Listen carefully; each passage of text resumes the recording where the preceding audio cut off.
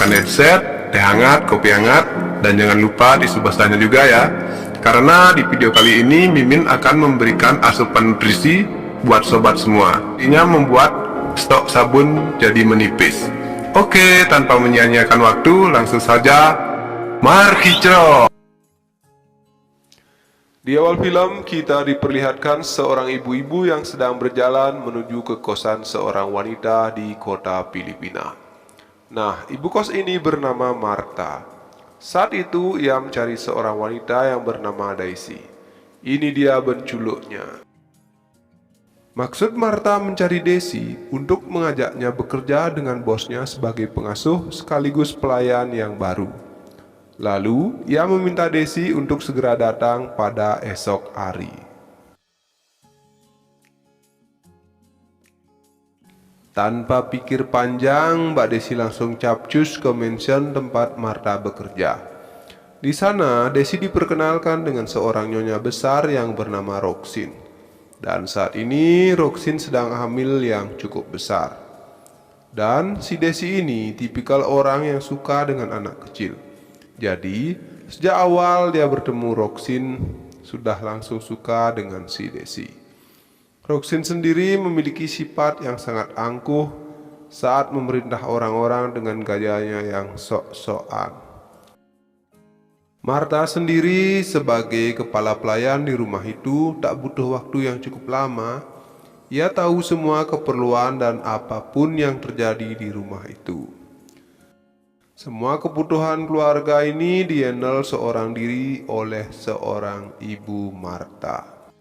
Lalu ia pun mengatakan kepada Daisy apa saja tugas-tugas Daisy di rumah tersebut. Dengan seragam barunya, Daisy kini mulai melayani Roxin yang lagi bunting dengan melakukan semua perintahnya. Tak berselang lama, putri Roxy yang bernama Nami baru saja pulang sekolah. Nah, karakter si Daisy yang lembut pada anak kecil dapat dirasakan oleh Nami yang langsung suka dengan pengasuh barunya itu, yang disusul dengan suami Roxin yang gagah perkasa yang bernama William, yang saat itu ia baru saja pulang dari kantor dengan gayanya yang sok cool. Seperti suami pada umumnya, William selalu menanyakan kondisi kehamilan istrinya yang sudah tua itu. Di sisi lain, Martha selalu menyediakan amer cap ortu untuk kedua majikannya itu.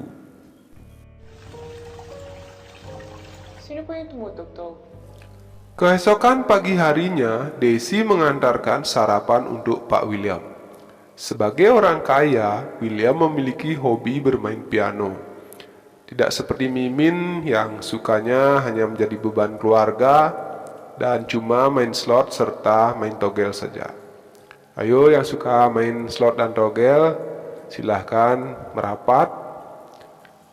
Nah, seperti biasa, William dengan gaya sok coolnya dan tidak banyak ngomong, membuat Mbak Daisy ini tidak berani untuk banyak bicara.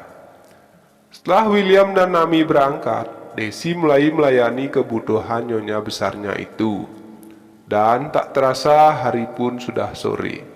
Mbak Daisy lantas membersihkan bak mandi yang biasa dipakai oleh Pak William untuk berendam dan juga mencuci batang singkongnya. Nah, saat Mbak Daisy sedang bersih-bersih di bak itu, tak disengaja William yang sudah pulang dari bekerja melihat Mbak Daisy dengan kondisi yang sedang on fire sambil minum segelas anggur. William yang memperhatikan mulut Mbak Daisy sehingga membuat pikirannya menjadi traveling. Roxin sendiri yang berada di sana malah cuek-cuek bebek dan lebih sibuk dengan HP-nya.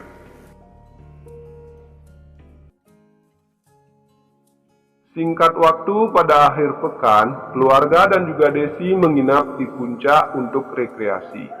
Nah, sesampainya di villa, Daisy kembali menjadi perhatian dari Pak William, yang saat itu ia akan mandi dengan si Nami. Ya, mungkin saja William ini tidak menyangka kalau pelayannya itu benar-benar menggugah selera. Saat tengah malam, si William lalu minta jatah kepada istrinya. Akan tetapi, kondisi yang tidak mendukung membuat ritual itu tidak berjalan dengan mulus.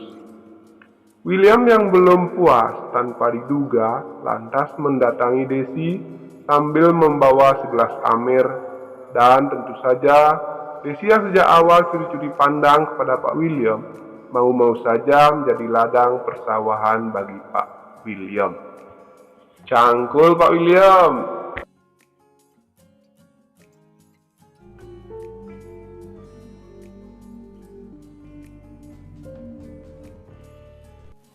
Sejak kejadian itu, Desi mulai berani menatap mata Pak William yang seram itu.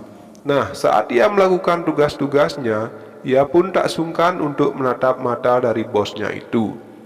Pada suatu malam, William memberikan informasi kepada Martha bahwa anak-anaknya saat ini sudah lulus di fakultas hukum yang terkenal di kota itu. Dan pada malam itu, saat semua orang sudah mengorok, William yang masih terngiang-ngiang dengan kuil lapis legit milik Mbak Desi, tiba-tiba kembali mendatanginya, dan tentu saja dengan membawa segelas amer. Secara kebetulan, Desi yang sedang membuka tirai bambu langsung saja mendapatkan sundulan maut dari lele jumbo yang berkumis tebal milik Pak William. Tapi, sayang seribu sayang, Martha yang punya indera penciuman yang sangat tajam tersebut mengetahui ritual keramat itu.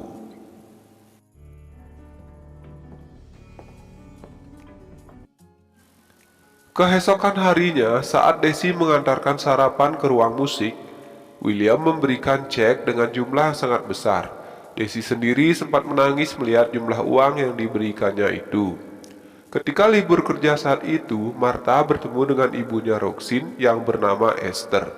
Namun, berkelenya si Martha ini malah cerita perbuatan William kepada Desi pada tempo hari lalu. Tidak tahu apa motifnya, tapi si Esther ini terlihat begitu takut jika si Desi sampai-sampai berbadan dua.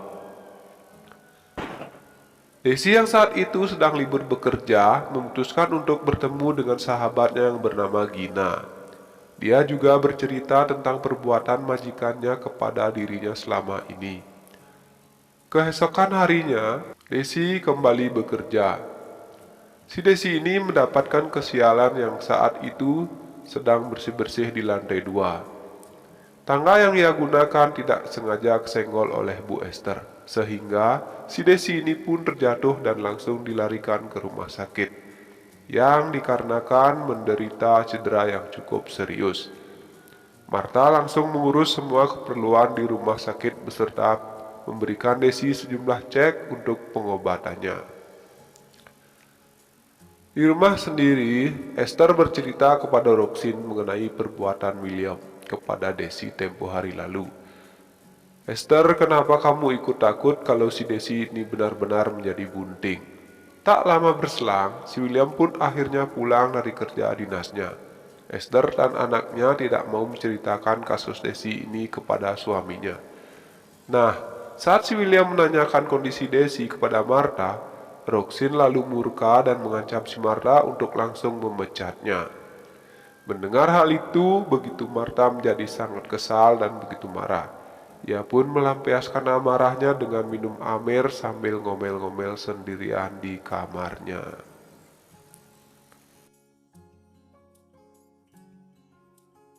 Pada esok harinya, saat akan pulang dari rumah sakit, Desi mendapatkan kabar yang sangat mencengangkan dunia, yaitu saat ini ia sudah berbadan 2. Hal itu membuatnya begitu sangat takut, karena William sudah pasti tidak mau bertanggung jawab. Ditemani oleh Gina di sisinya, Desi memutuskan untuk kembali ke mansion dan diberikan susu ibu hamil. Melihat hal itu, Martha dan juga Esther jadi semakin yakin 1000% kalau si Desi saat ini pasti sedang hamil muda. Mengetahui hal itu, Esther dan Roxin meminta Desi agar menggugurkan kandungannya dan mereka siap membayar biaya yang cukup mahal. Namun, hal itu tidak mau dilakukan oleh Desi. Setelah tahu kalau si Esther sengaja mendorongnya dari lantai 2. Hal itu ia ketahui dari cerita Nami yang polos, menceritakan mengenai rencana jahat nenek dan juga mamanya.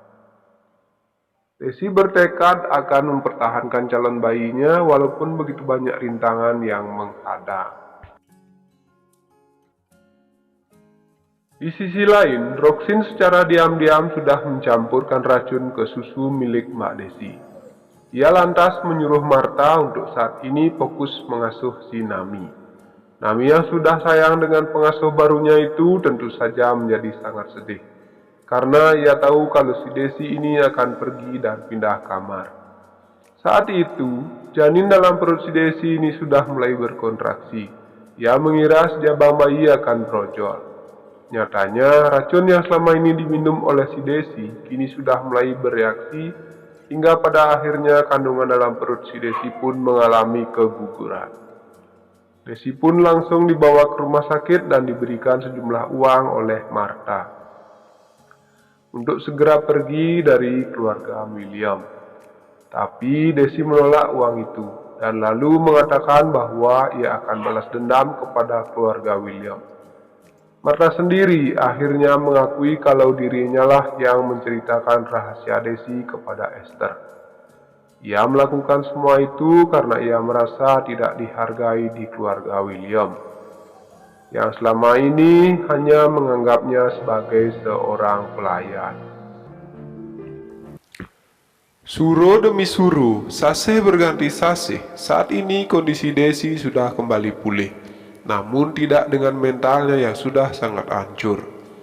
Secara diam-diam, ia kembali ke rumah William dan mengancam akan menculik bayi kembar keluarga William.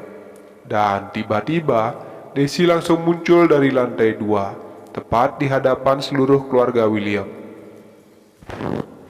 Ia langsung menghina keluarga William yang sudah mempermalukannya dahulu kala.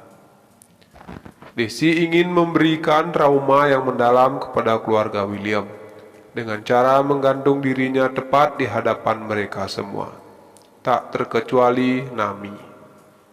Dan untuk menambah efek dramatisnya, Desi sempat-sempatnya membakar dirinya sendiri, dan semua orang pun lari ketakutan melihat kejadian yang mengejutkan itu. Di penghujung film, diperlihatkan keluarga William merayakan ulang tahun Nami yang pertama. Namun nampak jelas saat ini keluarga William mengalami depresi yang sangat mendalam akibat kejadian yang pernah dialami oleh mereka semua.